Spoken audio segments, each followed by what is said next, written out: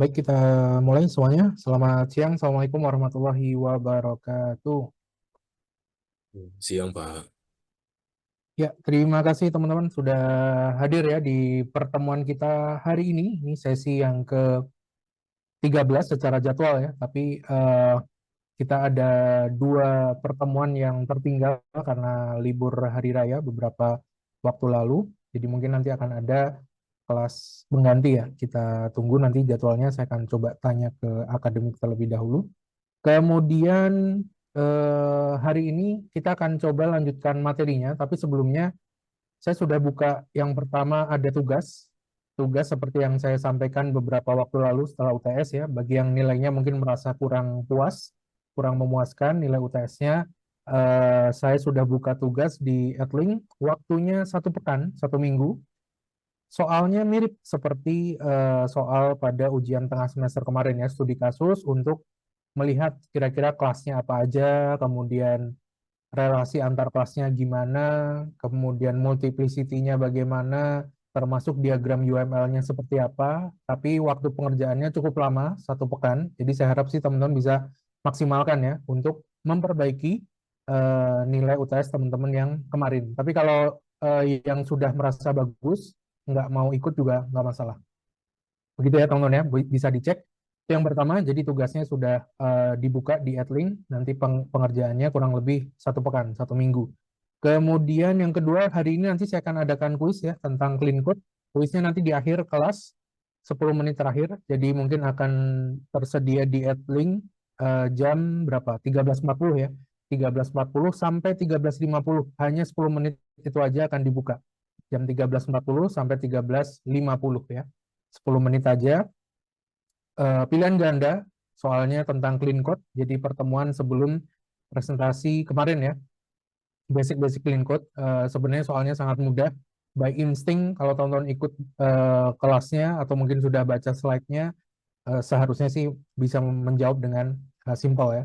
Jumlah soalnya kurang lebih 20 dalam 10 menit ya, jadi satu soal 30 detik, setengah menit ya. Saya rasa sih cukup, teman-teman cukup baca jawabannya sangat terlihat ya, kalau kalau boleh saya bilang ya, sangat simpel.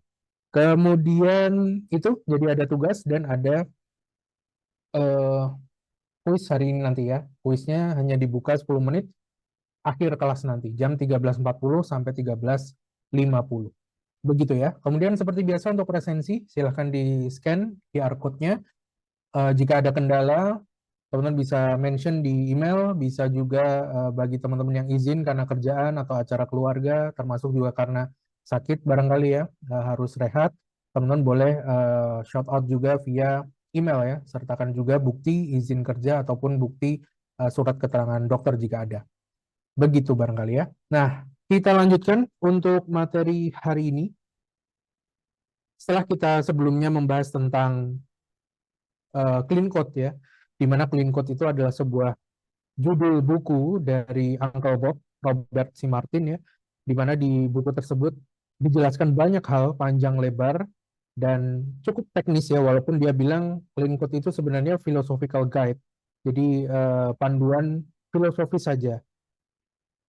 Namun di dalamnya banyak sekali implementasi konkretnya seperti apa, ya kan, mulai dari penamaan variabel, di situ juga diberikan contoh-contohnya seperti apa yang bad names ya, bagaimana yang good names, atau seperti apa algoritma dalam pembuatan function misalnya dan lain-lain yang good, yang clean dan mana yang smells ya, yang bad code misalnya. Di clean code juga teman-teman kalau baca lebih detail ya, di sana juga mengantarkan kita pada beberapa prinsip dalam desain.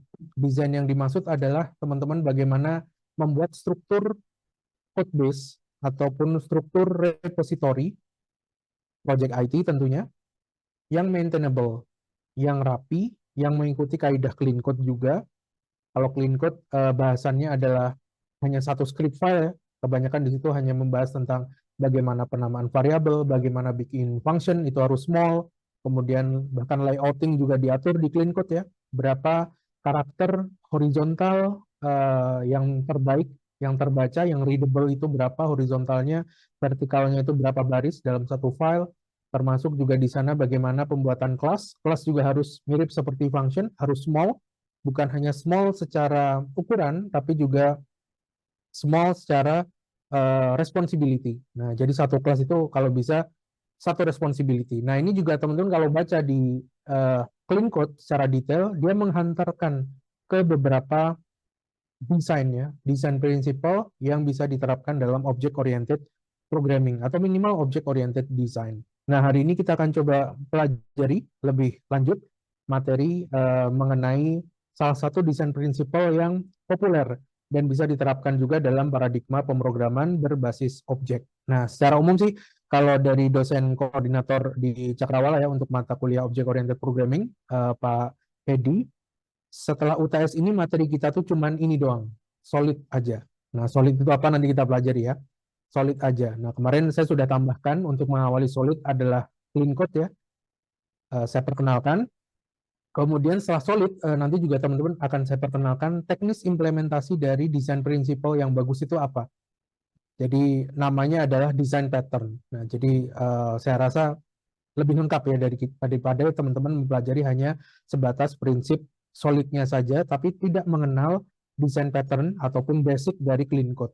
Kalau bisa kita hubungkan konsep-konsep yang ada, clean code itu ibaratnya adalah goal-nya ya. Tujuannya adalah kita punya sebuah project, repository, code base yang clean ya. Kemudian gimana cara menuju ke clean code? Kita bisa mengikuti prinsip-prinsip dalam design principle. Nah, prinsip-prinsip dalam desain. Untuk menuju ke clean code, kita bisa mengikuti desain-desain principle. Nah, desain principle ini nanti ada banyak. Salah satunya yang akan kita pelajari adalah solid. Kemudian teknisnya. Nah, teknis untuk menjalani sesuai prinsip desain principle itu kita bisa implementasikan yang namanya desain pattern, pola-pola yang banyak digunakan ya, banyak digunakan, sudah umum dan bisa menjadi solusi bagi teman-teman untuk menerapkan desain principle. Nah, jadi urutannya seperti itu.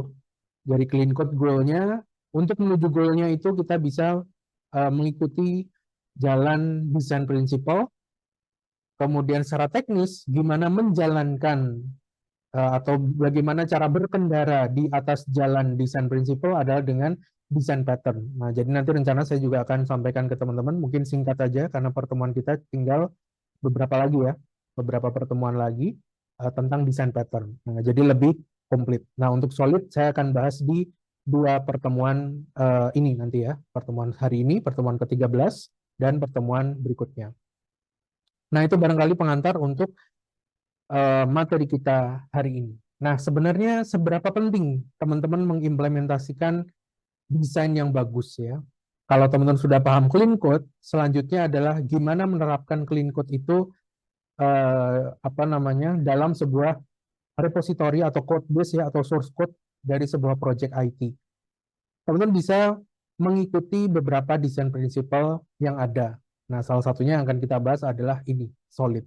Biasanya ketika teman-teman bikin project IT pertama kali, mungkin saya bisa pastikan 100% desainnya rapi, desainnya bagus. Bisa dipastikan ya, mungkin saya bisa pastikan. Apalagi kalau teman-teman pakai framework, frameworknya pun yang populer. Misal di mata kuliah apa? Web, ada nggak? Pakai framework apa? React.js. React.js, React.js itu sebenarnya library ya, tapi ada juga yang bilang dia framework. Pakai Next.js nggak? Next.js juga pakai. Nah, Next.js itu framework. Kalau teman-teman create project di React pun ketika teman-teman pakai apa? Create React App ya. Create React App atau pakai Next.js ketika pertama kali generate project, biasanya kan susunan foldernya udah rapi kan ya, udah disediakan sama React dan Next.js ataupun framework lainnya. Misalnya kalau di PHP ada Laravel, CodeIgniter, ada apalagi JavaScript lainnya, Angular ya, Vue.js. Nah, itu biasanya pasti teman-teman ketika generate project-nya itu sudah dapat code template ya, template ataupun code base ya, yang rapi dengan menggunakan desain tertentu. Nah, desainnya apa ya teman-teman? Tanyakan kepada dokumentasi framework-nya, dia pakai apa. Kalau misalnya Laravel, dia pakai MVC misalnya. Kalau teman-teman pakai Apa yang lain mungkin ada yang MVVM, ada yang MVM dan lain-lain. Nah, ada banyak desainnya ya. Nah, tapi ada juga sih framework ataupun library sih biasanya ya yang digunakan itu tidak menggunakan eh, desain tertentu. Jadi desainnya diserahkan kepada developernya, terserah. Misalnya kalau teman-teman pernah mainan dengan library Express.js misalnya, di Python ada Flask.js, Fast API, mereka tidak mengenerate code base ya. Jadi kita yang tentukan nih, kita mau pakai desain apa. Nah, saya mau pakai desain apa namanya X misalnya, ya teman-teman yang nyusun sendiri ya. Saya mau pakai desain Y misalnya, ya teman-teman susun sendiri. Kita pakai toolsnya, tapi kita sendiri yang nyusun konfigurasi ataupun struktur file dan foldernya. Nah, biasanya di awal project bisa dipastikan susunan folder file yang ada di dalamnya bisa dipastikan rapi. Pertama kali inisiasi project ya, bisa dipastikan sih rapi banget bahkan. Nah, tapi seiring berjalannya waktu, mungkin ada banyak kolaborator masuk ya, misalnya ada junior developer masuk, karyawan baru masuk, ataupun karyawan yang senior tapi dari project lain masuk misalnya, semakin banyak orang yang berkontribusi, mulai kemungkinan ada potensi kode itu membusuk ya. Membusuk ini istilah dari Uncle Bob, rotting design, desain yang membusuk. Jadi misalnya di awal project nih, teman-teman generate pakai view, pakai Next.js misalnya. Next.js udah rapi tuh. Kemudian seiring berkembangnya waktu, 2 tahun, 3 tahun, ada kontributor yang masuk, ada juga yang resign, keluar dari project atau dipindah tugaskan ke project yang lain. Kemungkinan style setiap developer beda-beda, dia tidak mengikuti desain yang sudah diterapkan di awal misalnya, maka kemungkinan code base yang teman-teman kerjakan itu mulai mengalami pembusukan. Nah, rotting design ya. Rotting design itu bisa diartikan ketika sebuah code base itu tidak bisa mempertahankan desain awal yang sudah diimplementasikan di dalam kode tersebut. Nah, simpelnya kayak gitu. Gejalanya kayak gimana? Uncle Bob mendefinisikan ada 4 gejala utama di mana source code atau code base kita itu dianggap rotting design, desain yang membusuk. Dan kalau sudah membusuk, biasanya tinggal tunggu waktu saja, kode itu akan semakin membusuk seiring berjalannya waktu. Ya kan? Kalau kita sudah buka Apple, kita biarkan di tempat terbuka, udara terbuka, pasti kan membusuk ya. Begitu juga dengan uh, aplikasi ya, atau software ya. Code base yang membusuk itu kalau dibiarkan akan semakin membusuk. Karena beberapa hal ya. Yang pertama, teknologi terus berkembang. Tentunya ada sintaks-sintaks yang harus kita perbaiki kalau kita update versinya. Misal kemarin pakai React versi 18, kemudian berapa tahun lagi React-nya udah 18 ini udah nggak mau di enhance lagi sama official React-nya. Nah, maka kita harus pindah ke terbaru, misal React 25 katakanlah, atau 32 misalnya. Nah, maka ada perubahan itu, kita harus otomatis juga berubah sintaksnya. Itu salah satu alasan utamanya kenapa pembusukan ini bisa terjadi seiring berkembangnya waktu. Pembusukan ini juga diperparah dengan tadi adanya kontributor-kontributor yang mungkin jump in ke project-nya tanpa melihat desain secara keseluruhan. Hanya fokus pada, oh requirement-nya saya disuruh nambah kolom misalnya, nambah kolom dari database, udah.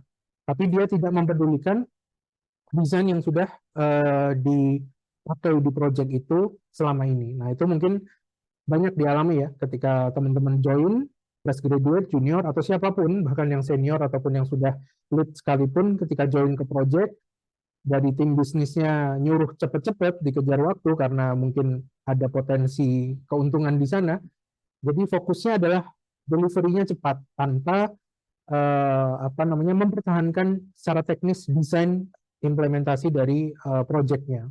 Nah, ini bisa saja terjadi dan saya pun juga pernah ya mengalami hal itu. Akibatnya apa? Akibatnya nanti kita bisa bahas tuh.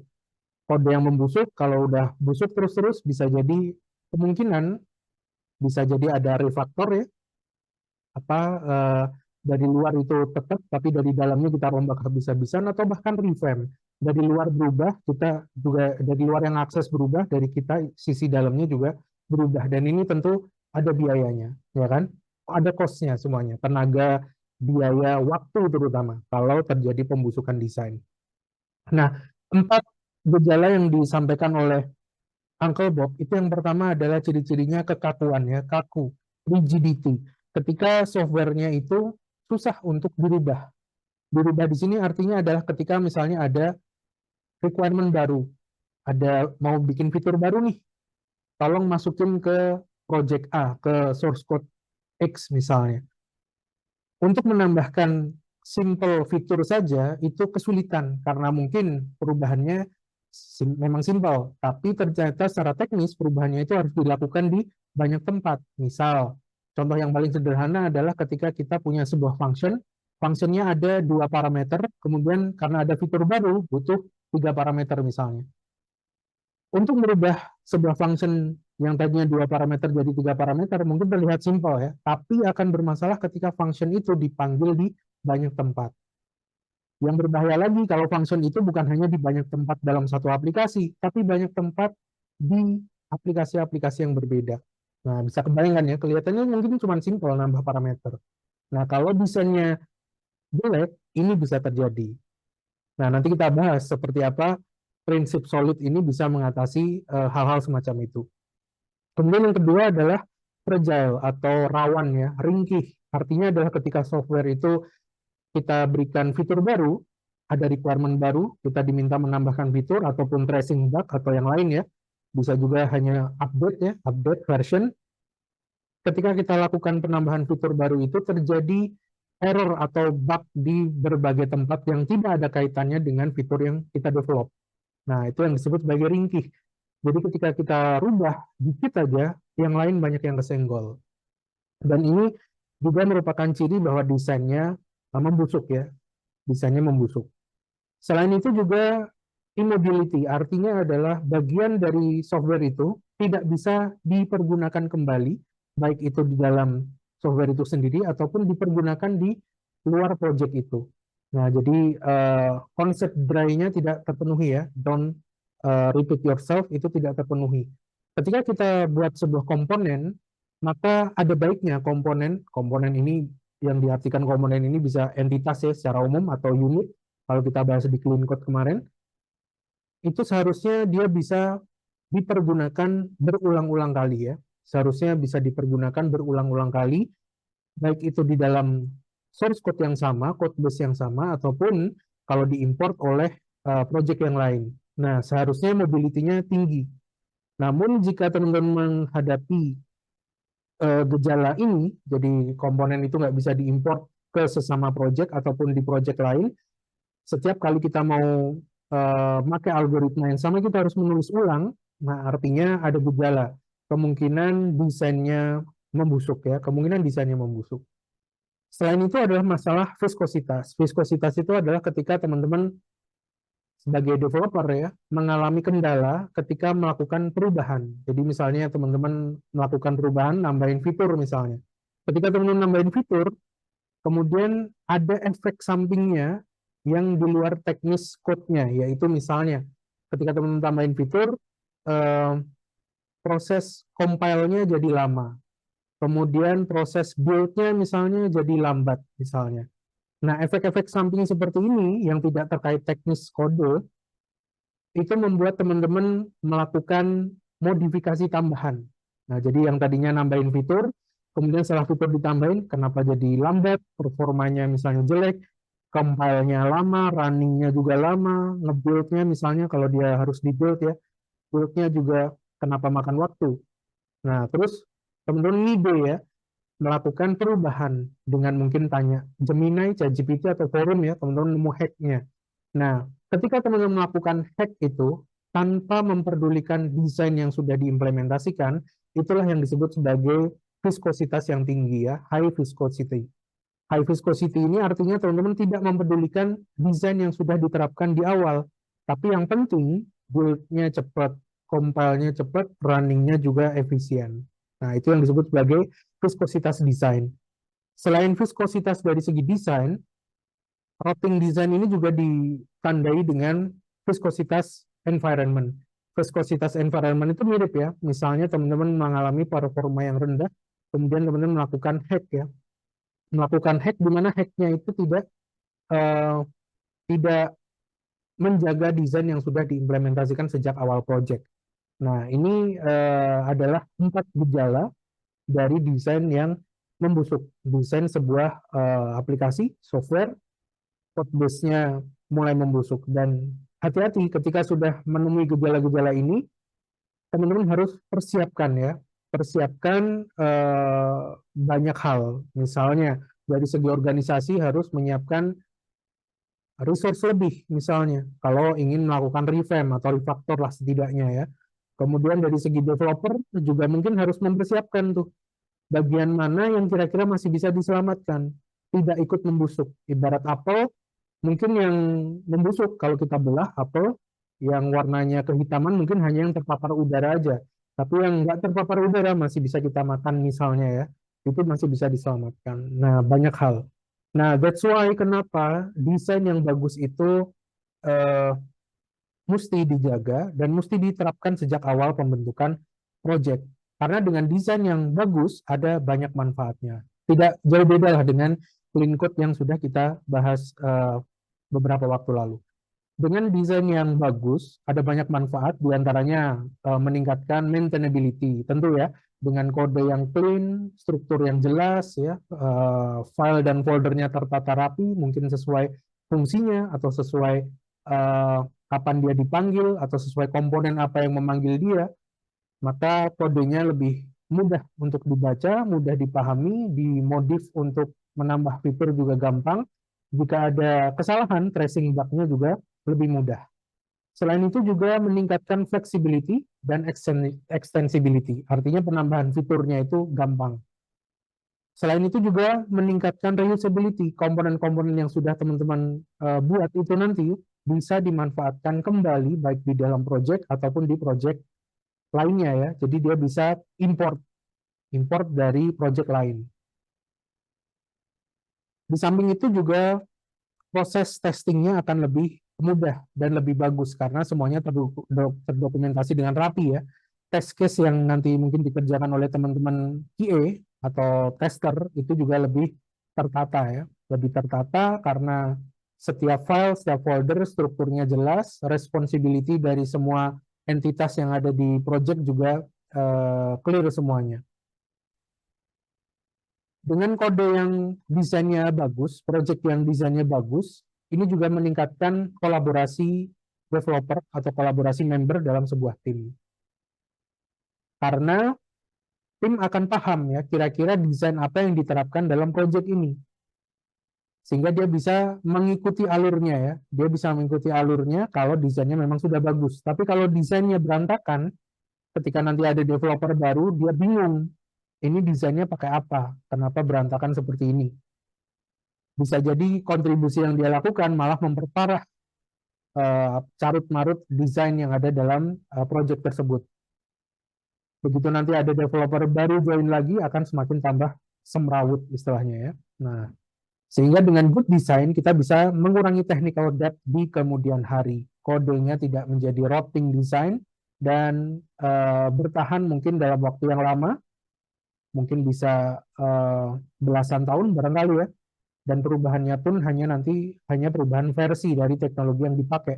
Kalau sebelumnya misalnya pakai PHP versi 5 mungkin, kemudian 5 tahun lagi misalnya naik jadi PHP versi 8. Nah, barangkali perubahannya termonitor ya dengan bagus dan code base project-nya itu dari awal sampai project itu eksis sekarang itu masih dipergunakan. Nah, jadi tidak perlu revamp atau refactor yang apa namanya buang-buang budget ya, buang-buang waktu, buang-buang resource. Karena refactor itu kan ibaratnya kita punya rumah atau refactor atau revamp itu kan ibaratnya kita punya rumah, tapi rumahnya nih udah goyang nih, misalnya udah berantakan nih, direnov pun mungkin nggak bisa berfungsi sebagaimana mestinya. Kita harus bangun rumah baru yang fungsinya sama seperti rumah lama. Nah itu kan buang-buang resource ya. Nah, itulah kenapa desain yang bagus itu perlu diterapkan. Nah, untuk menerapkan desain yang bagus, kita perlu mengikuti prinsip-prinsip dalam desain. Prinsip-prinsip dalam desain. Desain yang dimaksud di sini itu lebih ke structure code ya, structure code base-nya ya, dan juga bagaimana responsibility yang ada dalam setiap file, setiap folder, atau bahkan kalau di object oriented programming ya setiap kelas dan objek yang ada di dalamnya. Nah, prinsip-prinsip desain ini merupakan panduan fundamental ya, atau disebut juga aturan-aturan yang abstrak, di mana bisa membantu developer itu untuk memutuskan desain yang bagus itu kayak gimana. Nah, design principles ini memang secara umum general ini panduan yang tidak memberikan solusi spesifik atau konkret ya dalam kita bikin project. Tapi setidaknya banyak hal yang bisa didapat sebagai panduan fundamental dalam teman-teman membuat sebuah project IT yang memiliki desain yang bagus. Nah, desain principle ini tidak mengajarkan desain yang bagus itu adalah A, B, C, D, tidak. Tapi dia mengajarkan atau memberitahu seperti apa dan kenapa desain yang bagus itu bisa diterapkan. Nah, jadi lebih ke alasannya ya, reason di baliknya. Kenapa desain ini bagus dan cocok untuk diterapkan pada kasus A misalnya. Nah, itu diatur dalam design principles dan implementasinya baru nanti teman-teman temukan di design pattern. Nah, jadi kalau kita bicara design principles, yang diatur di dalam design principles ini kebanyakan sifatnya abstrak ya. Dia high level. Jadi bukan panduan konkret, tapi panduan yang abstrak, umum, sifatnya juga general. Bisa diaplikasikan di berbagai tech stack ya, termasuk berbagai bahasa pemrograman, berbagai paradigma pemrograman, tipe project, dan juga tech stack yang dipakai. Mau pakai MERN misalnya ya, mau pakai MERN misalnya bisa, ataupun pakai yang lain juga bisa diterapkan. Selain itu juga design principles yang bagus itu dia memberikan poin-poin umum ya yang sifatnya basic atau core atau fundamental dari bagaimana penulisan code dalam software engineering yang baik. Dan yang terpenting adalah tadi dia memberikan alasan ya behind good design. Kenapa desain ini bagus? Alasannya apa? Dan bagaimana desain itu bisa meningkatkan kualitas dari desain yang teman-teman pakai di dalam sebuah project IT. Nah, kurang lebih itu yang disebut sebagai design principles. Nah, design principles ini penelitiannya sudah banyak teman-teman ya, banyak sekali, dan sudah banyak design principles yang bisa teman-teman terapkan dalam berbagai paradigma pemrograman ataupun bahasa pemrograman. Salah satunya adalah ini dia, GRASP. Kalau kita bicara tentang design principle dalam object oriented design. Nah, GRASP atau General Responsibility Assignment Software Patterns ini merupakan prinsip yang diajukan awalnya itu oleh Craig Larman tahun 90-an, 97 di bukunya, di situ saya cantumkan ya di slide, Applying UML and Patterns. Di buku itu, Craig Larman bilang bahwa yang terpenting, ini adalah poin utamanya ya, yang terpenting dari implementasi desain dalam software development itu bukanlah tools-nya. Jadi bukan tools seperti misalnya UML ya, atau Booch Notation, ataupun notation lain yang ada waktu itu ya, zaman itu tahun 80-90-an sebelum UML mungkin terkenal seperti sekarang yang kita pakai UML 2.0. Bukan tools-nya yang penting, tapi yang terpenting adalah mindset ya, mindset tentang design principles yang bagus itu seperti apa. Nah, itu yang poin utama yang dijelaskan oleh Craig Larman. Di sana Craig Larman juga menjelaskan prinsip GRASP itu apa sih. Nah, GRASP ini secara umum dia fokusnya pada responsibility entitas dalam software engineering. Bahkan bukan hanya dalam entitas code-nya saja, tapi bahkan brainware-nya juga, orangnya juga.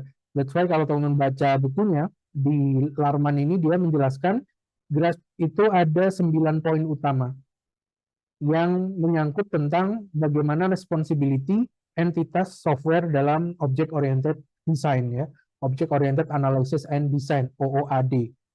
Nah, 9 poin itu adalah yang pertama information expert, ini tentu adalah manusia ya. Information expert ini manusia, human.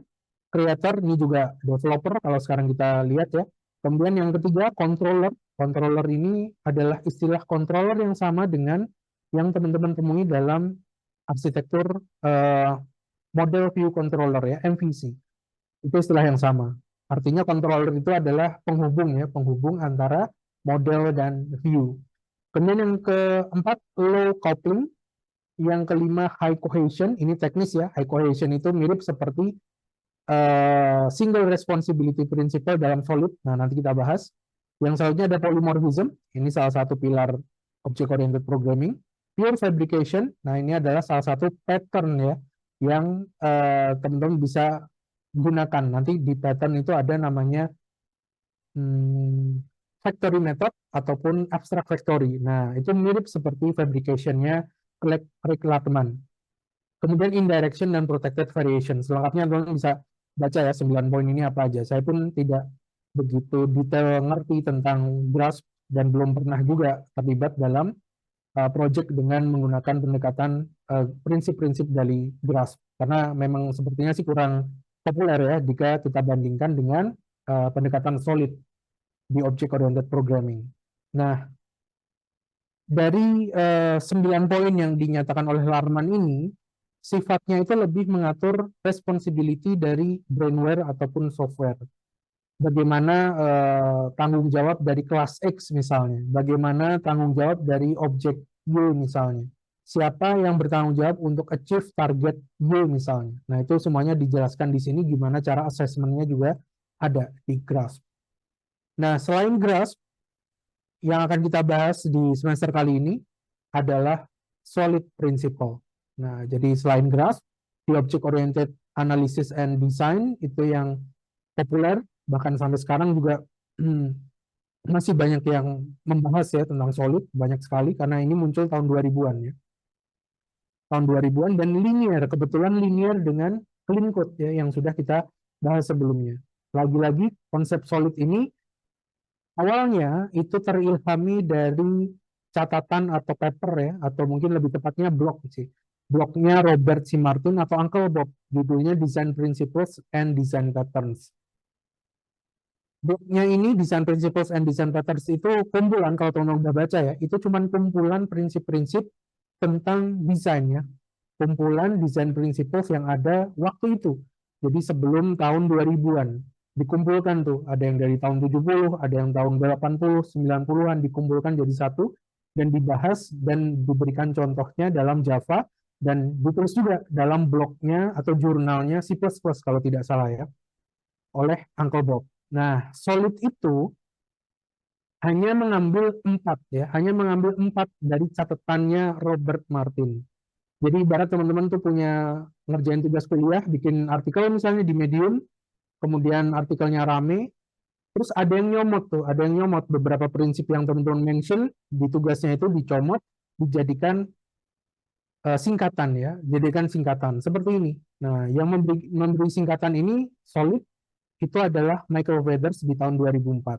Nah, jadi Solid itu mengambil 4 prinsip yang dimention di dalam blognya Robert C. Martin. 4 itu adalah OLID itu ya, Open Close Principle, List of Substitution Principle, Interface Segregation Principle, dan D-nya Dependency Inversion Principle. Nah, yang satu lagi, Single Responsibility Principle, itu adalah istilah dari Uncle Bob sendiri. Uncle Bob bikin istilah Single Responsibility Principle yang sebenarnya kalau teman-teman buka di dalam Single Responsibility Principle itu adalah prinsip lain yang sudah eksis. Jadi si Uncle Bob ini cuman rebrand aja, Ibaratnya teman-teman udah ada React.js nih, ada React.js, terus teman-teman bundle, terus teman-teman namain package-nya teman-teman sendiri. Misalnya apa WebIndo.js misalnya. Tapi setelah dibuka ternyata itu React.js. Nah, kurang lebih kayak gitu. Itu pernah terjadi ketika kalau teman-teman tahu ada namanya Vue.js kan ya. Beberapa waktu lalu sih Vue.js sama React.js ini library untuk front end terpopuler. Nggak tahu sekarang ya, mungkin masih. Vue.js ini dari China yang mengembangkan awalnya si China. Kemudian React itu punya library framework untuk mobile, di mana mobile-nya itu bisa Android, bisa iOS dalam satu source code yang sama. React Native namanya, kalau mungkin teman-teman tahu, React Native. Nah, si Vue juga pengen bikin seperti React Native. Dia buatlah namanya Vue Native. yang setelah dibedah ternyata dalamnya React Native. Nah, itu tuh menarik tuh. Tapi sekarang kurang tahu ya apakah Vue Native ini masih masih ada apa enggak. Waktu itu rame banget karena Vue memang lebih rame dari React ya waktu itu. Kemudian Vue bikin Vue Native dan setelah dibedah ternyata dalamnya React Native juga. Nah, single responsibility principle ini mirip seperti itu ya. Jadi single responsibility principle itu kalau teman-teman bedah di dalamnya tuh ada konsep lain yang sudah ada sebelumnya. Jadi Uncle Bob ini cuma nge-rebrand aja. Nah, tapi kebetulan Uncle Bob yang populer ya, dia yang viral. Jadi dia yang namanya itu disebut-sebut di mana-mana. Nah, mungkin teman-teman boleh juga tuh ada sesuatu teman-teman rebrand namanya terus jadi viral, teman-teman yang namanya diabadikan, misalnya gitu kan ya. Nggak salah juga karena Uncle Bob juga mention di papernya tentang single responsibility principle bahwa ini tuh dia ambil sebenarnya konsepnya dari konsep lain. Nah, nanti kita bahas. Nah, hari ini saya akan coba bahas 2 poin dulu ya dari Solid kan ada 5 prinsip: single responsibility principle, open close principle, risk of substitution principle, interface segregation principle, dan dependency inversion principle. Ada 5 prinsip. Hari ini kita akan coba bahas 2 dulu, yaitu single responsibility principle dan open close principle. Ini apa sih prinsip ini, ngapain? Desain ini ngapain? Nah, jadi solid principle itu adalah desain prinsip, prinsip desain ya, desain principles yang di dalamnya itu ada 5 buah desain principles berbeda. Nah, jadi solid principle itu hanya kombinasi dari 5 prinsip desain lainnya. Begitu kurang lebih ya. Nah, kalau kita bandingkan terlebih dahulu ya sebelumnya antara graph dan solid, kalau kita bandingkan, graph ini lebih fokus kepada sign responsibility ya, menentukan siapa yang bertanggung jawab pada suatu hal, pada suatu aspek. Nah, tanggung jawab ini bisa dibebankan kepada brainware, manusianya ya, human, atau dalam code-nya. Kelas mana yang bertanggung jawab untuk X, kelas mana yang bertanggung jawab untuk Y, misalnya kalau kita tarik ke object oriented programming. Nah, sementara Solid, dia sedikit lebih teknis ya, kalau kita boleh bilang ya. Fokusnya adalah bagaimana dia bisa memberikan struktur kelas yang rapi ya, termasuk juga relasi antar kelas yang bisa meningkatkan kualitas dari code-nya. Kalau kita lihat dari tipenya, Graph ini lebih ke guideline yang lebih abstrak, prinsip-prinsip yang lebih fundamental ya dibandingkan dengan Solid. Nah, bahkan Graph itu kita sebut sebagai mental toolkit ya, atau lebih tepatnya sih mungkin mindset toolkit, di mana seorang developer atau siapapun yang responsibel pada projectnya itu punya mindset desain yang bagus berdasarkan responsibility-nya. Nah, sedangkan kalau Solid itu gabungan dari 5 prinsip teknis ya yang bisa implementasikan dalam object oriented programming. Nah, sebenarnya Solid bukan hanya untuk object oriented programming teman-teman ya, tapi untuk berbagai paradigma juga bisa. Tapi kalau teman baca prinsip-prinsip yang ada dalam Solid itu memang condongnya adalah masuknya ke object oriented programming, terutama yang berbasis kelas ya, berbasis kelas dan objek. Nah, dari segi abstractionnya, Graph ini lebih abstrak, lebih general, tapi kalau Solid lebih konkret, spesifik ya, karena dia menentukan bahkan sampai tataran level bagaimana cara ngodingnya dalam tanda kutip ya, walaupun implementasi dari desain principle, nah ini yang penting ya, implementasi dari desain principle itu tergantung dari interpretasi developernya. Nah, jadi yang perlu dicatat seperti ini. Jadi misalnya teman-teman mungkin pernah baca artikel ya, bagaimana penerapan Solid di Golang, bagaimana penerapan Solid di JavaScript, best practice Solid di PHP misalnya. Kalau teman-teman kumpulkan artikel-artikelnya, mungkin satu sama lain berbeda. Nah, kenapa berbeda? Ya karena itu tergantung interpretasi dari developernya. Nah, yang penting adalah desain itu memang terbukti memenuhi prinsip-prinsip yang ada dalam Solid. Nah, itu yang penting. Jadi, masalah implementasinya beda, itu nggak masalah, teman-teman ya. Nggak masalah, karena interpretasinya pasti berbeda. Nah, kalau Grasp ini implementasinya kapan? Ketika initial analysis dan early design. Nah, ini kalau kita bahas, teman-teman ya, Grasp dan Solid ini kan muncul di tahun 2000-an ya. Grasp ini bahkan 97, Solid itu mungkin tahun 2000-an. Teman-teman harus tahu bahwa saat itu software development life cycle itu mungkin tidak sepanjang yang sekarang. waktu itu software development life cycle SDLC itu paling cuma 4 poin aja yang utama ya. Sampai sekarang pun 4 poin itu masih relevan sih.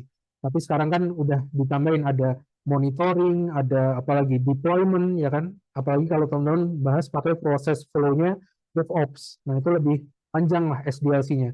Tapi secara umum sih kalau kita tarik general SDLC yang utama itu ada 4 poin. Planning, analysis, design, dan implementation. PADI ya, PADI. Planning, analysis, design, implementation. Nah, graph itu diimplementasikan ketika fase P dan A, planning dan analysis. Sedangkan kalau solid itu bisa diimplementasikan ke seluruh SDLC. Waktu itu ya, yaitu PADI. Planning, analysis bisa, desain juga otomatis ya karena solid itu teknis. Ketika mendesain hubungan antar kelas ya solid sudah diterapkan. Apalagi di I-nya, fase I, implementation juga diimplementasikan. Nah, jadi solid ini lebih bisa diaplikasikan ke seluruh SDLC yang ada. Software Development Lifecycle Fase. Ya kan? Tujuannya kalau graph itu untuk membuat desain yang berbasis pada responsibility, tanggung jawab ya, meningkatkan kualitasnya itu berdasarkan responsibility.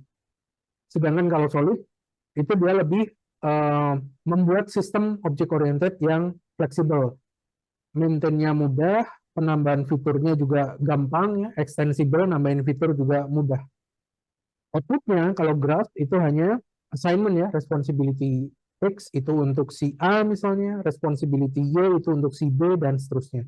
Sedangkan kalau solid ini bisa dilihat oleh developer karena outputnya itu adalah struktur kode ya dari sebuah project itu yang rapi, struktur terutama struktur kelas dan hubungan antar kelas. Nah, kurang lebih ini adalah beberapa perbedaan mendasar fundamental dari graph dan solid. Nah, kurang lebih begitu. Nah, ini satu hal yang penting lagi teman-teman.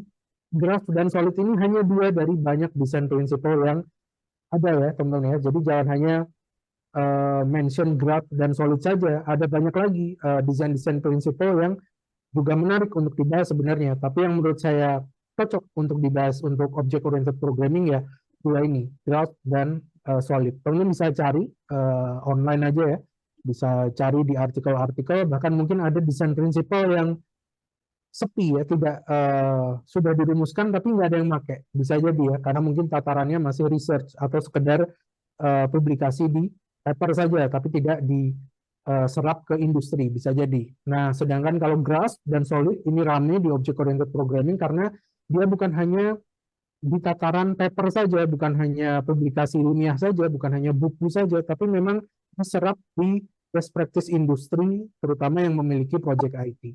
Nah, begitu. Nah, sampai sini ada yang mau bertanya, boleh silakan. Sebelum kita lanjutkan ya, kita akan coba kenalan dengan poin S dan poin O dari solid principle, single responsibility principle, dan open close principle. Simpel ya. Sampai sini jalan ceritanya nyambung ya teman-teman ya. Masih oke ya. Nggak ada yang susah ya. Nah, jadi materi setelah UTS kalau dari Pak Hedi itu cuman solid doang teman-teman ya. Nah, jadi mungkin nanti UASnya kurang tahu juga ya apakah project atau pilihan ganda. Nah, nanti kita tunggu ya. Kita tunggu. Kalau di kelas yang reguler sih katanya kolaborasi dengan beberapa mata kuliah ya. Sepertinya ya, katanya begitu. Nah, tapi kalau yang kelas profesional mungkin karena dosennya terpisah-pisah ya, bukan di jam kerja juga, bukan di jam kuliah reguler, mungkin eh, berbeda mungkin ya, sepertinya begitu. Ya, ada pertanyaan? Silakan. Nggak ada? Kalau nggak ada, saya lanjutkan.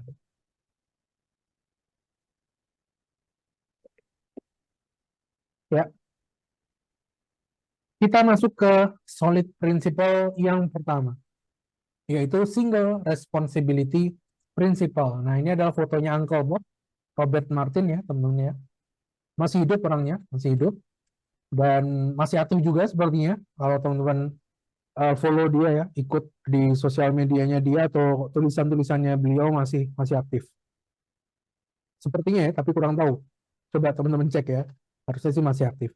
Nah, single responsibility principle ini memang pencetusnya adalah Uncle Bob. Makanya fotonya saya pampang di sini. Tapi, nah seperti yang tadi sudah saya bilang sebelumnya ya, eh, bahwa prinsip dari single responsibility principle-nya Uncle Bob itu sebenarnya dia hanya rebranding prinsip yang sebelumnya sudah ada, yaitu prinsip cohesion principle. Itu sudah dijelaskan oleh DeMarco dan Page Jones bahkan di tahun 80-an.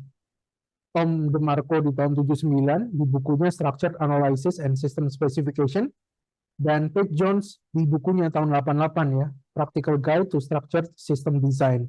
Di sana dimention tentang prinsip cohesion. Prinsip cohesion yang kemudian di rebrand oleh Uncle Bob di tahun 2000-an dengan nama Single Responsibility Principle. Nah, sebelumnya mungkin saya akan jelaskan terlebih dahulu apa itu Single Responsibility Principle.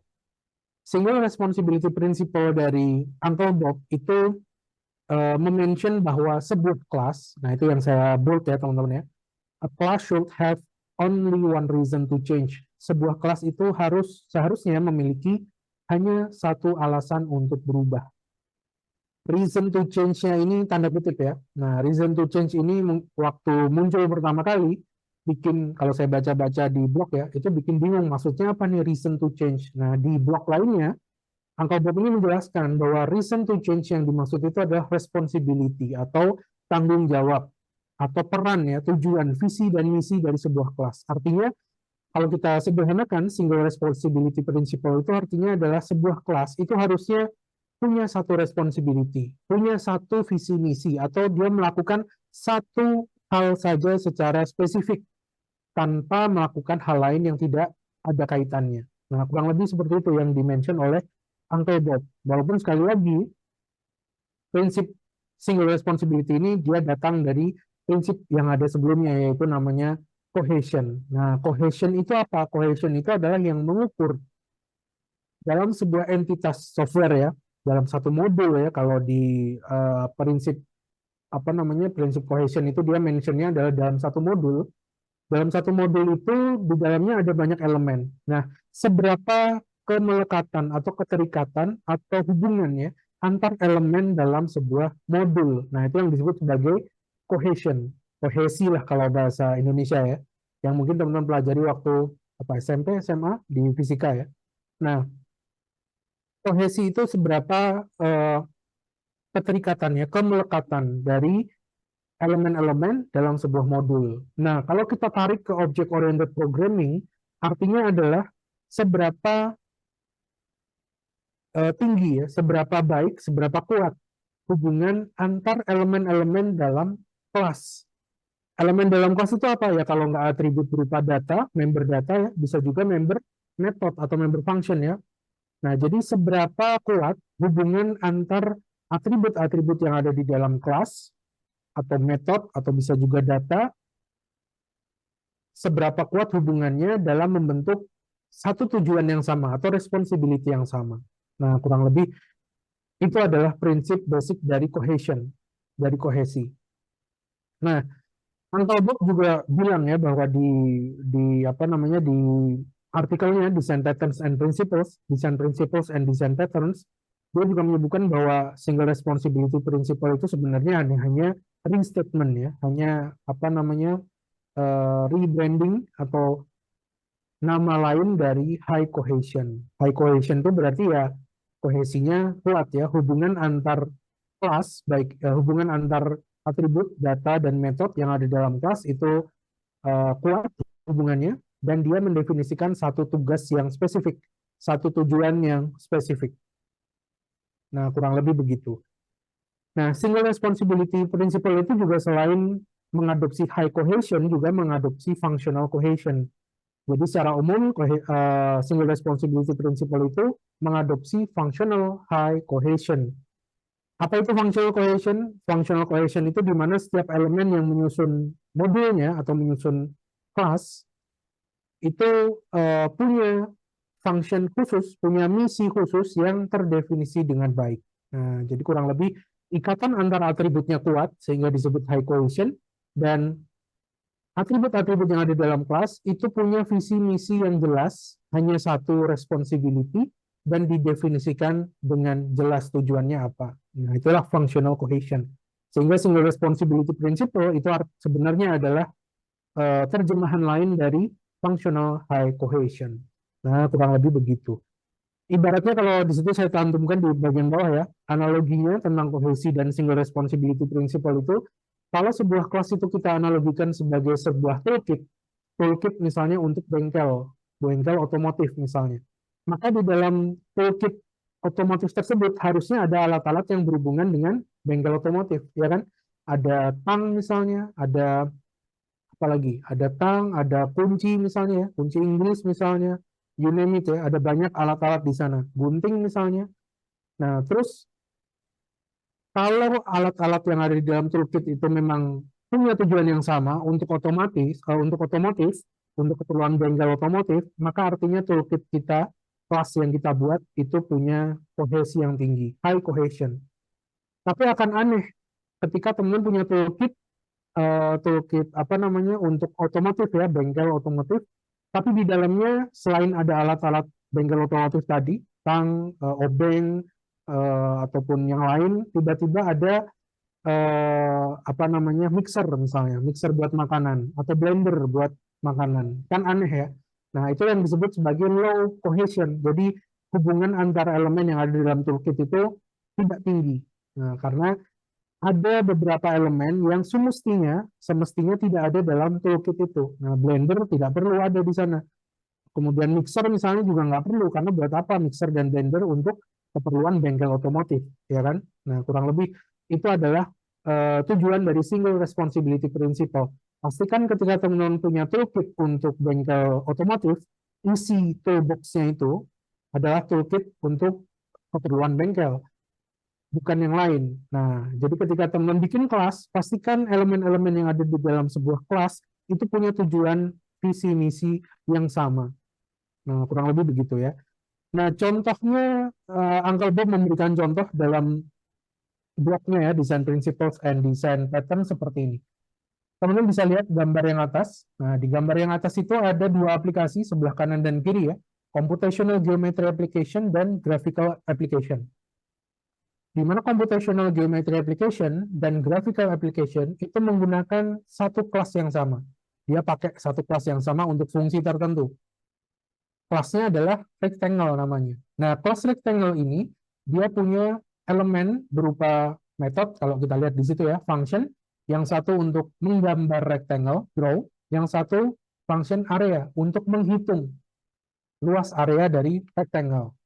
Nah, computational geometry application, aplikasi geometri, itu pakai kelas rectangle, itu hanya untuk mengambil metode area saja. Jadi dia hanya pengen fitur ngambil luas area rectangle saja. Sedangkan kalau graphical application, dia pengen ngambil fitur draw untuk menggambar rectangle di graphical user interface. Nah, implementasi seperti ini menurut Uncle Bob itu menyalahi single responsibility principle. Seharusnya yang memenuhi single responsibility principle adalah ada yang di bagian bawah. Kenapa menyalahi single responsibility principle? Karena kelas rectangle dia punya dua tanggung jawab yang berbeda. Yang satu menggambar, yang satu menghitung luas area. Menggambar rectangle, kalau mungkin kita tarik ke mata pelajaran kita waktu SD dulu ya, menggambar itu ya ada di mata pelajaran seni barangkali ya. Kemudian kalau menghitung luas rectangle adalah di mata pelajaran matematika, ya kan? Nah, ini dianggap oleh Uncle Bob menganggap ini harusnya terpisah. Draw itu ya sendiri, area, menghitung luas area itu responsibility yang berbeda. Nah, lagi-lagi ya, ini adalah interpretasi. Lagi-lagi interpretasi. Kalau mungkin teman-teman menganggap gambar segitiga sama ngitung luas itu masih satu responsibility kok, ya nggak masalah. Lagi-lagi ini interpretasi ya, bagaimana teman-teman developer menginterpretasikannya. Nah, tapi ini adalah contoh dari Uncle Bob. Nah, seharusnya draw dan menghitung area itu dipisah responsibility-nya. Nah, saya kasih analogi tadi. Di pelajaran SD aja kita tahu menggambar sama ngitung itu mata pelajaran yang berbeda. Nah, jadi mungkin make sense lah ya. Nah, yang bagus gimana? Uncle Bob mempropos nih desain yang bagus kayak gimana. Nah, desain yang bagus yang di bawah. Jadi aplikasi graphical application itu mengakses kelas rectangle yang ada di bawah, karena dia hanya menggambar saja. Kemudian aplikasi geometri itu mengakses kelas baru namanya geometric rectangle, di mana di geometric rectangle ini dia punya metode menghitung luas area. Nah, mungkin nanti ada metode lainnya yang responsibility-nya sama, menghitung luas, ada menghitung keliling, menghitung diagonal rectangle, dan seterusnya. Sementara untuk menggambar, mungkin nanti ada metode-metode atau atribut yang berkaitan dengan proses menggambar. Misalnya bukan menggambar saja, tapi ada menghapus atau memutar ya, merotasi gambar misalnya, memflip gambar misalnya, dan seterusnya. Copy, paste, nah misalnya. Nah, jadi kelasnya benar-benar punya single responsibility sekarang. Ketika nanti ada perubahan pada penghitungan luas, teman-teman cukup melakukan perubahan pada geometric rectangle class. Tidak perlu kita ubah kelas yang tugasnya untuk menggambar tadi. Ketika begitu pula sebaliknya ya, ketika ada penambahan fitur atau perubahan pada kelas rectangle yang tugasnya menggambar, teman-teman tidak perlu mengubah apa yang sudah ada di dalam kelas geometric rectangle. Kelas geometric rectangle punya responsibility job-nya sendiri, rectangle juga punya job-nya sendiri. Nah, inilah yang disebut sebagai single responsibility principle. Nah, dari sini mungkin harapannya sih nanti teman-teman bisa implementasikan juga ya dalam teknis object oriented programming yang teman-teman lakukan. Nah, apakah kelasnya itu memang benar-benar atribut yang di dalamnya itu sudah satu visi satu misi, atau perlu beberapa kita hapus dari kelas tersebut, entah benar-benar dihapus atau dipindahkan ke kelas lain yang eksis atau buat kelas baru. Nah, kurang lebih begitu. Ini adalah yang dicontohkan oleh Uncle Bob. Nah, contoh lain mungkin saya bisa kasih yang lebih simpel. Nah, ini adalah contoh saya punya kelas. Ini kan UML diagram kelas ya. Komponen kelas bentuknya seperti ini. Masih ingat ya? Ada 3 komponen. Paling atas itu adalah kotak nama kelas. Kemudian kotak di tengah itu adalah isinya adalah atribut data ya. Dan yang di bawah itu atribut metode ya kan. Data kemudian metode. Nah, di kelas ini kalau teman-teman lihat ada atribut nama, email, print user details, di mana name, email, dan print user details itu adalah menjelaskan user itu apa, ya kan? Data definition, user itu apa, namanya siapa, emailnya apa, terus kita bisa lihat user detailnya seperti apa. Kita bisa minta print, tolong print user ini tuh detailnya, datanya seperti apa. Nah, 3 atribut yang paling atas itu adalah atribut yang berkenaan dengan data definition. Definisi dari user itu apa? Punya nama, namanya siapa? Punya email, emailnya siapa? Dan kita bisa punya metode print user details untuk menampilkan user detailsnya ya. Sementara 2 metode yang di bawah, insert ke database ataupun update dari database, ini punya tujuan yang berbeda. Dia tidak mendefinisikan user itu apa, ya kan? Insert ke database itu kan maksudnya kita masukin data user itu ke database. Nah, ini kan bukan definisi dari user. Definisi user itu ya usernya ini namanya siapa, emailnya apa, alamatnya di mana, nomor teleponnya berapa misalnya, kemudian usianya berapa, tanggal lahirnya kapan, ya kan? Nah, itu adalah data definition. Sementara insert into database dan update ke database itu berkaitan dengan metode lain yang menggunakan user sebagai objeknya, ya kan? Nah, sehingga kita bisa pisahkan nih. Menurut single responsibility principle, ini seharusnya insert into database dan update from database itu bukan termasuk dalam kelas user. Seharusnya berpisah dengan name, email, dan print user details. Karena tujuannya berbeda. Name, email, dan print user details tujuannya adalah mendefinisikan user itu apa. Sedangkan insert into database dan update from database itu tujuannya juga beda. Dia tujuannya lakukan transaksi ke database, entah itu insert atau update data, atau mungkin nanti ada metode lain ya, delete mungkin, atau yang lain. Nah, itu menyalahi single responsibility principle. Yang bagus gimana? Nah, yang bagus yang dipropose kita bisa pisahkan tuh, insert into database dan update from database dengan name, email, dan print user details. Jadi saya buat 2 kelas. Kelas yang pertama user, isinya adalah data definition user. Name, email, print user details, atau mungkin nanti saya bisa tambahkan atribut lain yang mendefinisikan user itu apa. Address-nya di mana, city-nya di mana, age-nya berapa, tanggal lahirnya kapan misalnya, dan lain-lain. Nah, itu kan user definition ya, satu tujuan, satu visi misi, menjelaskan user itu apa. Nah, sedangkan kaitannya dengan transaksi ke database, saya buat kelas baru, misalnya namanya user repository, insert into database, update from database, mungkin nanti saya tambahkan metode-metode lainnya ya, delete dari database, atau mungkin update sebagian properti datanya dari database, dan seterusnya. Termasuk user repository karena dia punya tujuan untuk transaksi ke database, pasti konfigurasi database juga user repository ini harus tahu. Nah, jadi konfigurasi database-nya saya cukup kasih tahu ke user repository. Kelas user tidak perlu tahu konfigurasi database saya, karena dia hanya perlu mendefinisikan user itu apa. Sedangkan user repository, karena dia mau melakukan transaksi ke database, maka saya bisa kasih tahu dia konfigurasi database saya seperti apa. Nah, mungkin simpelnya mungkin seperti itu ya. Nah, dengan pemisahan ini, setiap kelas punya responsibility-nya masing-masing. Nah, kalau dituliskan dalam code-nya juga mungkin saya kasih contoh sederhana ya di C++. Di situ ada dua kelas user dan kelas user repository. Kelas user hanya untuk mendefinisikan user itu apa, name-nya siapa, emailnya apa, kemudian di situ ada metode get name dan get email ya, karena atribut itu best practice-nya private ya, masih ingat ya. Kemudian saya set getternya saya buat public. Nah, kurang lebih begini. Kemudian di kelas selanjutnya, kelas kedua yaitu user repository, tugasnya untuk misalnya transaksi ke database ya kan.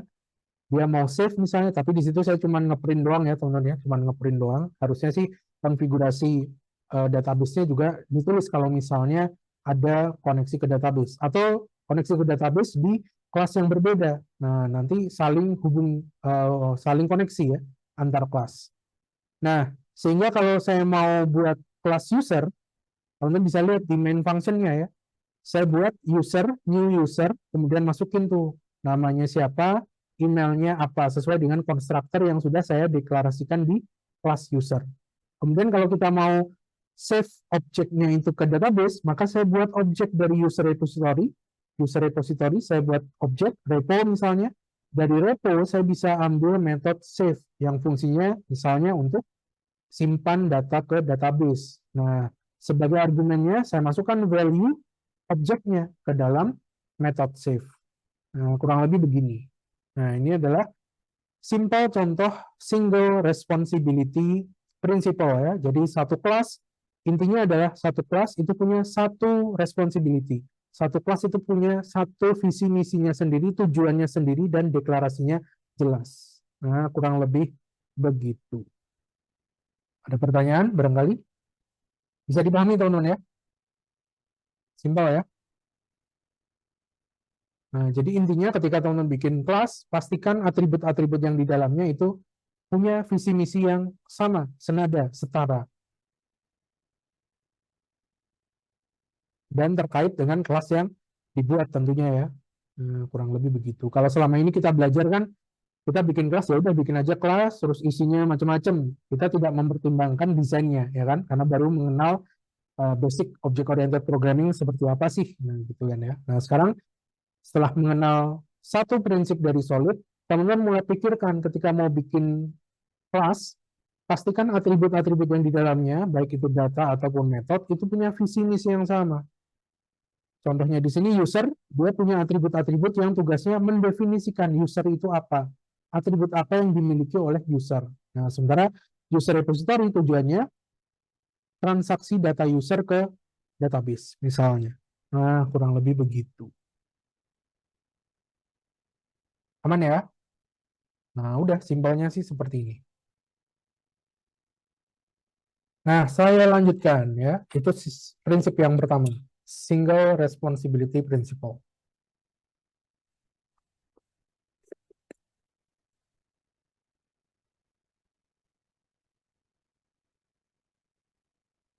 Saya lanjutkan. Yang kedua adalah O-nya ya.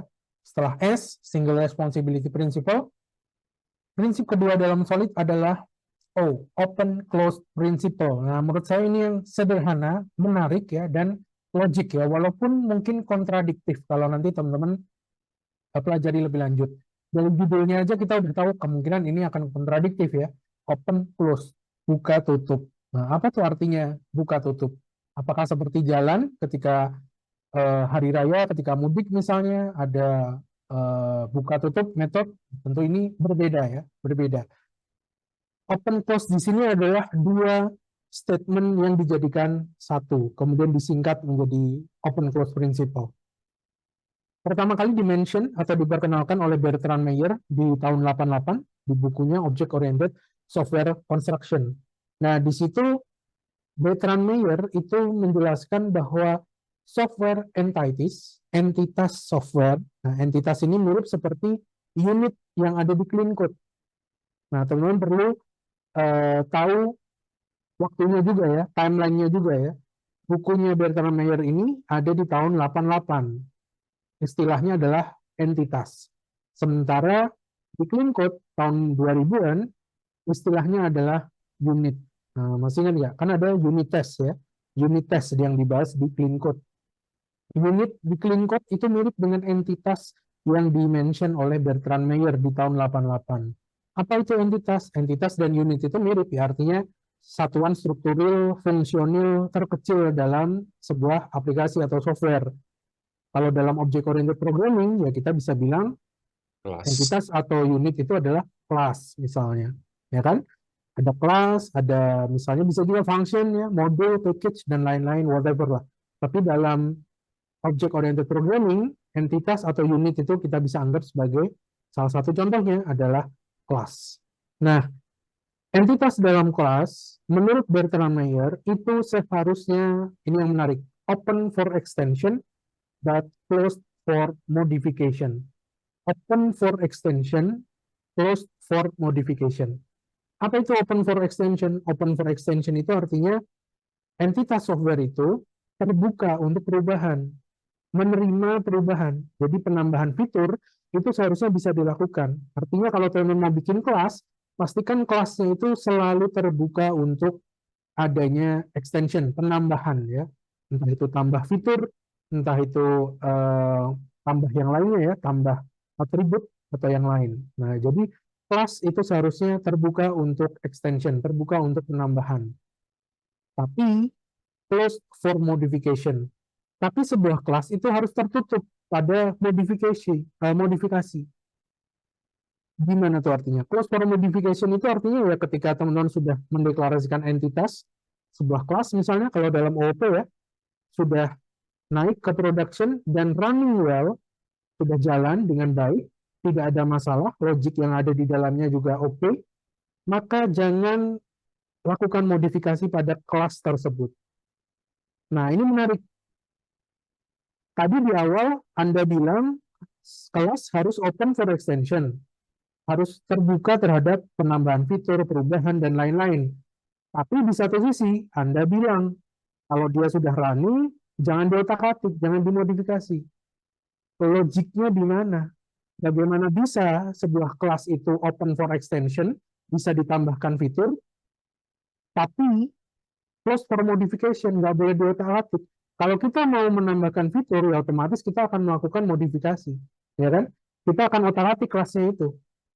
Gimana coba? Nah, ini menarik sebenarnya. Jadi istilah yang dipakai Bertrand Meyer ini juga sedikit ada marketingnya ya, ada marketingnya. Menarik untuk dibahas. Istilah yang dia pakai pun juga menarik. Open for extension, tapi close for modification. Ibarat motor, teman-teman bayangkan ya, ada sepeda motor. Sepeda motor yang bagus itu yang bisa dimodif. Oke. Tapi dia juga bilang, kalau sepeda motornya ini udah jalan dengan bagus, nggak usah dimodif. Nah, gimana tuh? Ya kan? Jadi sebuah kelas itu open for extension, bisa dimodif harusnya, bisa ditambahkan fitur, tapi close for modification, jangan dimodif. Nah, jangan ditambah-tambahin apa-apa kalau udah running. Nah, sebenarnya yang mau disampaikan oleh Bertrand Meyer itu adalah penerapan dari abstraction. Nah, ini adalah kontradiksinya ya, kontradiktori dari penjelasan si Bertrand Meyer.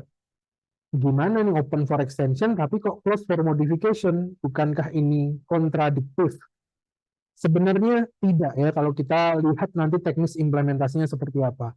Dua kalimat yang terdengar kontradiktif, saling berlawanan ini nyatanya adalah memang real, bisa dilakukan ya. Kuncinya adalah ini dia, abstraction, yang sudah kita pelajari di pertemuan awal kelas Object Oriented Programming. Sebenarnya Bertrand Meyer cuma ingin mempopulerkan penggunaan abstrak class dan interface dengan menyatakan bahwa kelas itu open for extension, closed for modification. Nah, kuncinya adalah penggunaan abstraction atau abstract class atau interface ya. Kalau di C++ ya ada virtual metodenya. Kalau virtual metodenya cuma satu, maka abstract class itu kita sebut sebagai interface. Nah, si Uncle Bob dalam tulisannya ya di C++ report, jurnal C++ Open Close Principle, dia menulis contohnya seperti ini. Ini ditulis dalam Booch Notation. Di situ saya tulis ya. Booch Notation ini adalah salah satu notasi sebelum UML yang juga mengilhami hadirnya UML. Nah, ini saya kurang tahu itu namanya apa ya. Apa area yang tidak beraturan dengan garis putus-putus itu entitas barangkali ya, maybe. Saya belum lihat, teman-teman bisa pelajari Booch Notation. Tapi apa yang ada di Booch Notation itu sudah ada di UML. Nah, apalagi sekarang kita sudah UML 2.0, ya kan? Nah, ini adalah contoh dari Uncle Bob.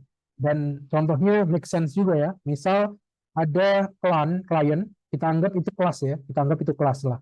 Ada kelas klien, dia punya hubungan dengan kelas server. Nah, itu garis dengan ujung lingkaran itu di Booch Notation juga saya kurang tahu artinya apa. Tapi setidaknya kita bisa artikan ada hubungannya, setidaknya asosiasi di sana ya. Antara kelas klien dan kelas server. Ini akan jalan tidak ada masalah ketika klien dan servernya misal secara teknis kliennya HTTP, servernya juga HTTP, Hypertext Transfer Protocol. Tapi akan error ketika servernya ini saya ganti protokolnya.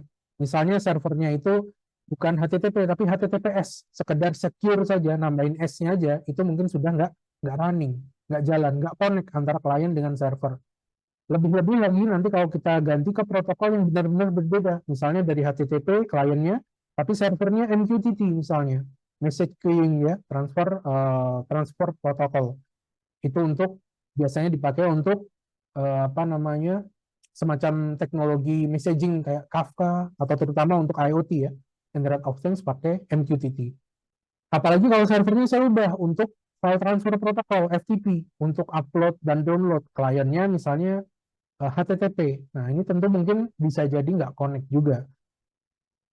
Bisa jadi juga kalau servernya saya ubah, bukan FTP, tapi misalnya untuk kirim email, SMTP ya, Sending Mail Transfer Protocol. Nah, itu mungkin kliennya juga nggak connect. Nah, solusinya gimana?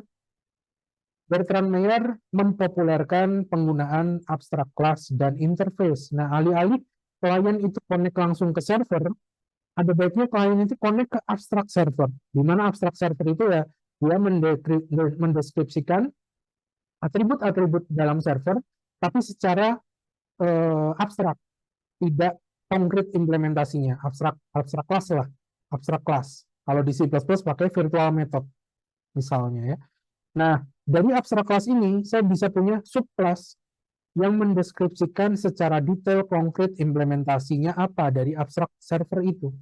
Jadi misalnya kliennya mau terhubung ke server HTTP, maka saya bisa buat subclass untuk server HTTP. Kalau saya butuh server lainnya, saya tinggal tambahkan subclass lainnya. Server MQTT, server FTP, server SMTP, dan lain-lain. Nah, dari situlah teman-teman bisa lihat open for extension-nya di mana? Open for extension-nya adalah saya punya satu kelas abstrak server, abstrak class. Kemudian abstrak class ini bisa punya banyak subclass, ya kan? Jadi subclass-nya bisa ada subclass server HTTP, server MQTT, server FTP, server MQTT, you name it lah. Mungkin nanti ada server baru, tinggal tambahin aja subclass baru. Inilah yang disebut open for extension. Close for modification-nya di mana? Close for modification-nya juga ada di abstract class server itu. Ketika kita menambahkan subclass baru, server baru, saya tidak perlu mengubah abstract class server. Nah, jadi abstract class server itu adalah cerminan dari open close principle. Dia open for extension karena bisa punya subclass baru, kita bisa nambahkan subclass server baru yang banyak. Sekaligus, abstract server itu close for modification. Kita nggak perlu ubah-ubah dia untuk mendeskripsikan server baru. Paham ya? Make sense ya? Nah, kurang lebih begitu. Nah, ini adalah contoh yang menarik sebenarnya, prinsip yang menurut saya sih paling menarik untuk dibahas ya. Dan open close principle ini bisa teman-teman implementasikan dengan cara tadi yang pertama abstraction, pemanfaatan abstraction, yaitu membuat abstract class ataupun interface. Dan bisa juga dengan menggunakan polymorphism. Nah, masih ingat ya teknik dari polymorphism itu kan method overloading bisa, method overriding bisa, atau dengan generic programming. Ya kan? Kalau di C++ generic itu penggunaan template. Nah, kurang lebih begitu. Nah, contoh lainnya gimana? Nah, ini adalah contoh lain ya, contoh lainnya. Jadi misal saya mau bikin sebuah sistem notifikasi. Notifikasinya ada banyak ya. Bisa push notification di aplikasi aplikasi mobilenya, bisa notifikasi via WhatsApp, via email, via SMS, barangkali ya, you name it, ada banyak. Terus saya desain satu buah kelas notification gitu aja misalnya. Maka kemudian di dalamnya ada metode, di mana metodenya itu akan mengirimkan notifikasi berdasarkan tipenya, tipe notifikasinya. Nah, tipe notifikasinya itu dimasukkan sebagai argumen dari metode itu. Nah, sehingga gambarnya seperti ini, tonton ya. Nah, ini adalah contoh desain yang tidak memenuhi open source principle. Kenapa? Ya, ketika nanti ada perubahan, misalnya nih, saya punya kelas notification, yang sudah launching itu adalah notifikasi untuk email, SMS misalnya, email dan SMS. Nah, gimana nanti ketika misalnya 2 bulan lagi ada fitur baru nih dari bisnis minta tolong buat notifikasinya via WhatsApp, karena sekarang orang-orang pakai WhatsApp misalnya. Maka yang saya lakukan pasti akan merubah notification, ya kan? Kelas notification ini akan saya otak-atik. Nah, kalau kelas notification ini saya otak-atik, artinya tidak memenuhi closed for modification. Nah, jadi sudah menyalahi OCP ya, sudah menyalahi open close principle karena saya otak-atik kelas yang sudah running. Nah, best practice-nya gimana? Kita bisa lihat desain yang di sebelah kanan, teman-teman. Di situ notification saya buat berupa abstract class. Nah, jadi notification itu kelas abstrak dengan metode send. Tentunya kalau send ada metode send ada di dalam sebuah abstract class, berarti metode send itu adalah virtual method ya, atau metode tanpa implementasi. Nah, untuk implementasinya gimana? Saya bisa punya subclass email, subclass WhatsApp, subclass SMS, ataupun yang lain, you name it lah. Anda mau fitur apa, saya tinggal bikin subclass baru. Kemudian subclass ini meng-override method send yang ada di abstract class notification. Ya kan? Jadi misalnya 2 bulan lagi ada fitur baru nih. Oke, WhatsApp sudah implement, saya pengen implementasi notifikasi baru lewat Telegram. Nah, maka saya tinggal buat subclass baru dari class notification Telegram. Saya tambahkan, artinya saya sudah melakukan open for extension, ya kan? Tapi saya close for modification. Kelas notification yang sudah eksis tidak saya ubah. Begitu pula dengan kelas-kelas lainnya, email dan WhatsApp tidak saya otak-atik. Saya cukup menambahin kelas baru, yaitu kelas Telegram. Nah, ini kan lebih rapi ya. Karena kalau kita otak-atik sesuatu yang sudah running well di production, kemungkinan nyenggol, ya kan? Kemungkinan ada problem. Nah, dengan memenuhi open source principle, kita sudah berusaha untuk pertama preserve desainnya, menjaga desain yang sudah dibuat. Kemudian yang kedua adalah tidak mengotak-atik program yang sudah running well di production dan mungkin banyak penggunanya. Nah, kemudian untuk ngirimnya saya bikin itu kelas notif sender misalnya. Di mana kelas notif sender itu tugasnya dia ngirim eksekusi ngirimnya. Nah, eksekusi ngirim message-nya. Nah, kurang lebih begitu. Ini pun juga sudah memenuhi kaidah single responsibility principle ya. Jadi notification itu yang ada di dalamnya itu adalah fokus pada definisi notifikasi itu apa.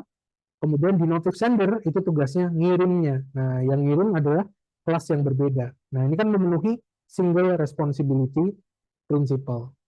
Ya kan? Menarik ya? Nah, kurang lebih begitu. Kalau kita lihat teknisnya, implementasinya, nah seperti ini kurang lebih. Jadi buat desainnya saya punya satu kelas notification sender gitu, di mana semua notifikasi ada di dalam situ. Ngirim notifikasi by email, by push notification. Kalau mau nambahin WhatsApp atau Telegram gimana? Ya saya ubah kode ini, ya kan? Plus notification sender ini yang mungkin udah running well, udah jalan untuk email dan untuk push notification, tiba-tiba saya otak-atik. Ada kemungkinan ketika saya otak-atik mengalami error. Ada kemungkinan ada crash ataupun nyenggol untuk notifikasi yang lain. Nah, ada baiknya kita ikuti desain yang sebelumnya, yang ada di slide sebelumnya. Nah, seperti ini. Implementasinya mungkin seperti ini. Nah, ini adalah contoh good design-nya menurut menurut Open Class Principle ya. Jadi saya buat kelas abstrak notification, di situ ada method send misalnya, dia virtual method ya karena abstrak. Dan mungkin ada beberapa atribut lain yang menjelaskan notifikasi itu apa.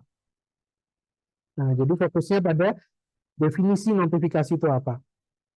Kemudian dari notification itu saya punya beberapa subclass untuk tipe notifikasinya. Nah, di sini saya contohkan ada email notification, di mana email notification ini punya metode yang mengoverride dari metode si abstrak class-nya, send, ya kan? Nah, ini adalah penerapan overriding untuk OCP, untuk Open Class Principle.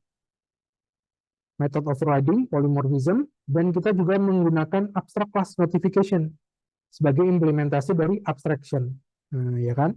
Nah, nanti ketika kita mau punya notifikasi yang lain, notifikasi WhatsApp, email, Telegram misalnya, atau yang lain ya, push notification, kita tinggal buat subclass baru, di mana subclass barunya itu mengoverride method dari notification, method send dari notification.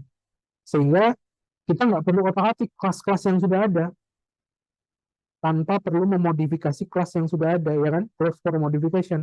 Tapi kita tetap bisa menambahkan fitur baru, open for extension, memenuhi OCP, ya kan? Make sense ya? Nah, kemudian saya buat kelas baru, notification sender di paling bawah itu, tugasnya untuk satu tujuan utama, notification sender ini ngirim notifikasinya. Nah, ini juga memenuhi kaidah single responsibility principle. Notification itu khusus untuk menjelaskan definisi notifikasi itu apa, kemudian notification sender tugasnya mengirim notifikasi. Nah, itu kan tujuan yang berbeda ya. Yang satu tuh jelasin notifikasi itu apa, yang satu jelasin melakukan ya, action, gimana cara ngirim notifikasi. Nah, seperti itu. Nah, itu adalah open close principle. Nah, oleh Bertrand Meyer di tahun 88 yang masih dipakai juga sampai sekarang 2025. Nah, jadi harapannya sih teman-teman punya sudut pandang yang lebih detail lagi ya. Nah, kalau selama ini kan mungkin bikin kelas ya bikin aja. Nah, tanpa mempedulikan apa yang ada di dalamnya. Tapi teman-teman bisa dengan memahami dua prinsip dalam Solid hari ini, harapannya sih teman-teman bisa memahami ya. Ketika bikin kelas, apakah atribut-atribut yang di dalam kelas itu punya kohesi yang sama, punya tujuan visi misi yang sama, responsibility yang sama, kalau enggak pisahkan. Yang kedua, apakah kelas yang saya buat ini sudah memenuhi open close principle, open for extension, bisa ditambahin fitur tanpa mengubah, mengotak-atik kode yang sudah ada atau kelas yang sudah ada dengan cara abstraction dan polymorphism. Nah, tadi ya, abstraction bikin abstract class atau interface, dan juga polymorphism dengan method overloading, overriding, ataupun dengan penggunaan generic programming. Nah, kurang lebih begitu. Nah, sampai sini ada pertanyaan? Bisa dimengerti teman-teman ya? Nice ya? Simple ya? Nah, itulah yang disebut solid principle. Nah, interpretasinya, contoh yang ada di slide ini adalah interpretasi menurut saya. Kalau saya yang bikin slide ya, maka ini menurut saya kayak gini interpretasinya. Nah, kalau menurut teman-teman misalnya notification udah satu kelas saja cukup, ya nggak masalah. Cuman kalau teman-teman bikin satu kelas saja, kita bisa buktikan bahwa dia melanggar OCP, melanggar open close principle, ya kan? Bisa dilihat dari contoh ini pasti melanggar karena ketika mau nambahin WhatsApp notification, kita pasti rubah nih kelas notification yang kita buat. Nah, berbeda dengan kalau kita buat seperti slide terakhir ini.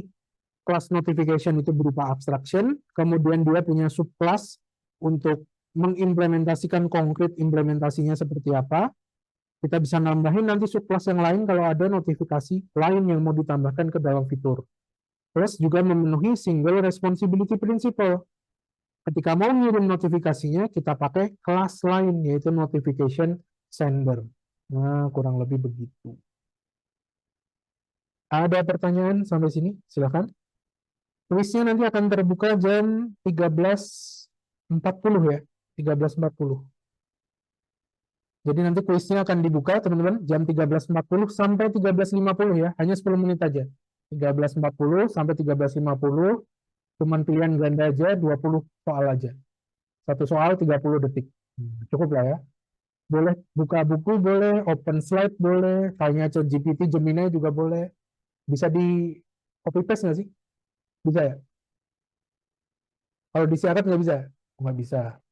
Kalau bisa kan lebih gampang ya. Copy semuanya, tanya ke Gemini. Begitu. Nah, ada pertanyaan? Nggak ada ya? Masih 5 menit lagi nanti akan keluar. Disiakat ya, 13.40 sampai 13.50. Jangan sampai terlewat ya. Kemudian berarti nanti pertemuan kita selanjutnya kita akan bahas masih tentang solid. Kita akan bahas 3 prinsip lainnya yaitu L, I, dan D-nya. Liskov substitution principle, kemudian interface segregation principle, dan yang terakhir adalah dependency inversion principle. Nah, setelah itu komplit. Solid teman-teman sudah kuasai ya. Kemudian tinggal implementasinya lagi-lagi tergantung interpretasi dari developernya. Nah, mungkin teman-teman bisa baca-baca artikel ya, implementasi solid di C++ seperti apa, di JavaScript seperti apa. Kalau teman-teman nemu artikel yang judulnya sama, solid di JavaScript misalnya, kemungkinan implementasi beda ya, kemungkinan beda. Nah, karena interpretasi penulisnya juga kemungkinan sih berbeda. Kecuali mungkin mentor mereka sama, atau kecuali mereka pernah di perguruan yang sama, yang diajarkan yang sama, atau pernah membaca buku atau artikel yang sama misalnya, bisa jadi akan sama. Begitu barangkali ya. Ada pertanyaan? Tidak ada? Kalau tidak ada mungkin cukup itu aja untuk kelas kita siang hari ini ya. Jangan lupa tulisnya nanti 13.40 sampai 13.50 waktu Indonesia Barat. Terakhir mungkin saya sajikan ininya apa? Presensinya lagi ya, QR code-nya silakan untuk presensi.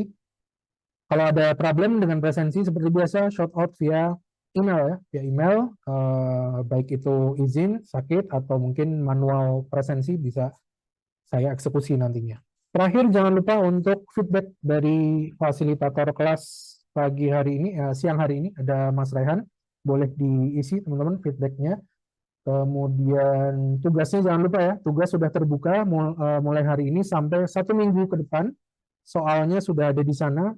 Soalnya mirip seperti soal UTS ya, hanya beda studi kasus saja, beda ceritanya aja. Tapi secara umum sih cara ngerjainnya sama. Dan kalau bisa yang teman-teman upload di Adlink, itu adalah jawabannya ya, jawabannya. Jangan kasih link ke spreadsheet di luar itu ya, di luar apa spreadsheet teman-teman sendiri. Karena kalau teman-teman kasih link, kadang ada yang saya butuh aksesnya ya. Nah, saya butuh aksesnya harus minta. Nah, itu kan ribet ya. Better upload aja template yang sudah teman-teman jawab. Begitu. Ada pertanyaan? Itu ya, tugasnya 1 minggu. Kerjakan aja santai. Di situ ada saya mention juga minimal 15 kelas yang teman-teman analisa. Nah, kemarin UTS teman-teman jawab berapa tuh? Nyampe nggak 15? Harusnya sih lebih dari 15 ya, tapi kebanyakan di bawah 10 sih kebanyakan. Nah, jadi kurang dalam analisisnya. Tapi saya maklumi karena mungkin waktunya juga sedikit ya kemarin ya, waktu tes cuma 2 jam, walaupun saya sudah tambah 2,5 jam sebenarnya. Di autoproctornya memang cuma 2 jam, tapi di Adlink-nya untuk submit ada tambahan setengah jam. Baik, kalau tidak ada pertanyaan mungkin itu aja. Terima kasih untuk teman-teman yang sudah hadir. Kuisnya sebentar lagi akan muncul ya, 13.40 sampai 13.50 waktu Indonesia Barat. Sampai jumpa minggu depan. Mohon maaf jika ada kesalahan. Kita tutup. Assalamualaikum warahmatullahi wabarakatuh. Selamat siang.